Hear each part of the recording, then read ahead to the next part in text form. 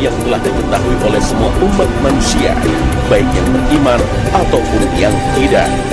Janji itu telah tersimpan kokoh dalam kitab suci Al-Quran dan telah disabdakan oleh Nabi Muhammad SAW, yaitu janji Allah tentang satu hari di mana bumi akan hancur dan langit akan runtuh. Hari dimulainya fase kehidupan baru. Bumi tak lagi bertanah, namun berganti dengan unsur benda sejenis perak, sebagaimana firman Allah, pada hari bumi diganti dengan bumi dan langit yang lain. Al-Quran Surah Al-Rahim ayat 48. At-Tabari dalam tafsirnya menukil riwayat dari Ali bin Abi Thalib. Beliau menafsirkan ayat ini bahwa bumi menjadi seperti perak dan surga seperti emas. Dan semua cerita dan kisah di dunia, seperti bahagia, sedih, kaya, miskin, kuat, ataupun lemah, akan berakhir ketika trompet pertama telah ditiup. Itulah hari kiamat.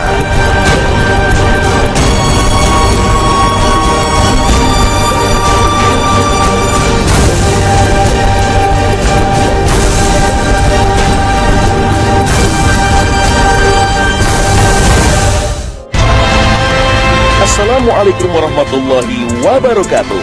Selamat pagi pemirsa. Kembali pada pagi ini kami berbagi kepada Anda semua wawasan dan pengetahuan yang sejalan dengan tuntunan Al-Quran dan hadis. Kedahsyatan kiamat sulit untuk dibayangkan secara detail. Hal ini menandakan bahwa kiamat benar-benar peristiwa kehancuran yang sangat mengerikan. Kita tak bisa membayangkan kengerian dan kedahsyatan itu kecuali dari sumber yang akurat, yaitu kitab suci Al-Quran. Gempa kiamat yang sangat kuat misalnya. Dalam bayangan manusia, gempa ini getaran bumi yang merobohkan bangunan atau membuat tanah retak atau terbelah. Gempa kiamat jauh lebih dahsyat dari yang dibayangkan manusia dari peristiwa-peristiwa alam yang terjadi. Allah berfirman, apabila bumi digoncangkan dengan goncangan yang dahsyat dan bumi mengeluarkan beban-beban berat yang dikantungnya. Goncangan gempa yang sangat kuat dan dahsyat mengakibatkan bumi mengeluarkan seluruh isi di dalam perut bumi, memuntahkan apa saja yang tersimpan di dalamnya. Allah berfirman, ingatlah pada hari ketika kamu melihat kegoncangan itu.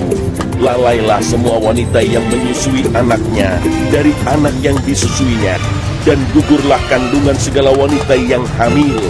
Dan kamu lihat manusia dalam keadaan mabuk, padahal sebenarnya mereka tidak mabuk. Akan tetapi azab Allah itu sangat kerasnya. Al-Quran Surah Al-Hajj ayat 2. Tidak hanya bumi yang bergoncang dan diratakan, bahkan langit pun runtuh atas kehendak Allah Subhanahu wa Ta'ala. Allah berfirman, apabila langit terbelah dan patuh kepada Tuhannya, dan sudah semestinya langit itu patuh. Al-Quran Surah Al-Insyiqaq ayat 1 hingga 2. Galaksi raya yang begitu luas, yang sampai saat ini luasnya masih menjadi misteri dan teka-teki, pada hari kiamat akan mengalami kehancuran. Bintang-bintang akan berjatuhan dan porak-poranda. Ledakan-ledakan bom yang biasa terjadi dalam peperangan manusia tak sebanding dengan ledakan maha dahsyat dari bintang-bintang dan planet-planet yang bertabrakan. Allah berfirman, apabila langit terbelah dan apabila bintang-bintang jatuh berserakan. Al-Quran Surah Al-Infitar ayat 1 hingga 2. Itulah akhir cerita kehidupan di bumi, kisah yang berakhir secara tragis. Jika demikian jadinya kelak, kenapa kita begitu mencintai kehidupan dunia ini? Allah Allah menciptakan langit dan bumi ini hanya sebagai tempat persinggahan sementara untuk umat manusia. Kehidupan selanjutnya kelak yang lebih kekal adalah kehidupan baru yang lebih indah dan bersih dari dosa dan kelaliman, yaitu kehidupan alam akhirat.